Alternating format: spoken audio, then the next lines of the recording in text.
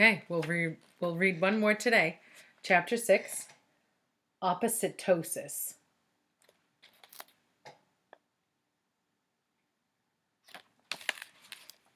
Eric Ovens wasn't the only one who had noticed that Kathy had become nice. Others, too, began to notice her odd behavior. "I like your picture," Kathy told Bibi. "What's wrong with it?" asked Bibi. "Nothing," said Kathy. "It's perfect. You're very talented." It took Bibi a moment to realize that Kathy hadn't insulted her. Mrs. Jules also noticed the change. "Kathy, will you come here, please?" she asked. Kathy approached her teacher's desk. "Yes, Mrs. Jules?" she asked. Mrs. Jules smiled. "You've been doing very well, Kathy," she said. "I've noticed a real improvement in your work and in your attitude." "That must be because you're such a good teacher," said Kathy. "Well, thank you," said Mrs. Jules. "But there's a tiny little problem I'm having. I'm having a hard time reading your homework." "What do you mean?" "Look at it," said Mrs. Jules, showing Kathy her most recent homework assignment. "What's wrong with it?" said Kathy. Now here's a little page break. You see it? "First thing we learned in psychiatrist school," Dr. Pickle said as he patted DJ on his head. "My hiccups are all gone," DJ told Kathy. "Who cares?" Kathy grumbled. "Would you mind stepping inside my office, young lady?" asked Dr. Pickle. "But he's the sicko," said Kathy, pointing at DJ. "Please," said Dr. Pickle. She entered the counselor's office. "That beard is really ugly. I guess your face must be even worse, huh?"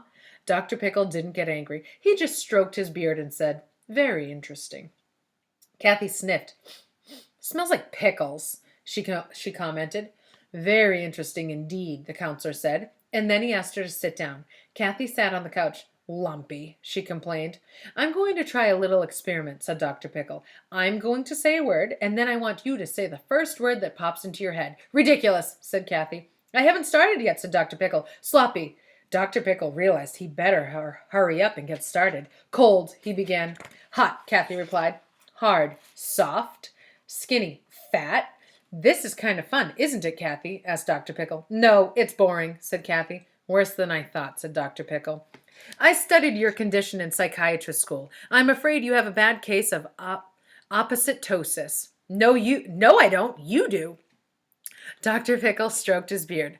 Unfortunately, there was no known cure for oppositosis. Other psychiatrists had tried to help their patients learn to be kind and think positively. Dr. Pickle knew that would never work on Kathy. He had his own theory, however. He could try to turn her opposites into double opposites. He opened his desk drawer and took out his pickle stone and chain. Kathy watched the green stone as it gently swung back and forth. She fell asleep on the count of 5. "Can you hear me, Kathy?" he asked. "And I can smell you, too," she replied. "You are looking into a mirror," he told her. "I'm looking into a mirror," Kathy repeated, eyes closed. "Tell me what you see." "I see a beautiful girl with black hair," she said, "and I see a funny-looking man with a pointed beard." "Very good," said Dr. Pickle. "Now I want you to reach out and touch the mirror." Kathy slowly moved her arm. "But as you try to touch it," said Dr. Pickle, "you'll discover the mirror isn't solid. Your hand will go right through it." Kathy stuck her hand out farther. "That's weird," she said. "Now stand up and walk through the mirror." Kathy stood up. She took one step, then another. She hesitated for a moment. Then she took one last step. "Amazing!" she exclaimed. "You're on the other side of the mirror," said Dr. Pickle. "What do you see?" Kathy looked around. "Nice office," she said. She sniffed. "Smells nice, too." "I'm glad you like it," said Dr. Pickle. "Would you like to sit on the couch?" Kathy sat back down. "Very comfortable," she noted. "When I count to 3, you will wake up, but you will still be on the other side of the mirror. 1, 2, 3. Kathy opened her eyes. "How do you feel?" he asked. "Fine, thanks," said Kathy. "How are you?" "Very well, thank you," said Dr. Pickle. "Do you mind if we continue our little experiment?" "Sounds like fun," said Kathy. "Happy," said Dr. Pickle. "Smile," said Kathy. "Smart," said Dr. Pickle. "Mrs. Jules," said Kathy. "Friend," said Dr. Pickle. "DJ," said Kathy.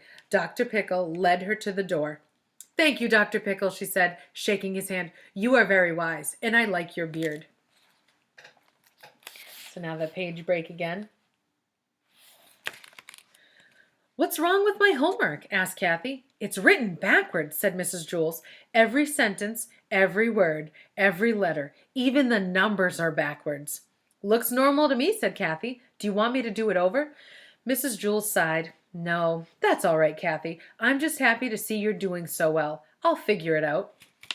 Kathy smiled and then returned to her seat. And here's a little glimpse of what Kathy's backwards work looks like. Can you see it here? Uh-oh, Dr. Pickle. Couldn't cure her without also playing a trick, huh?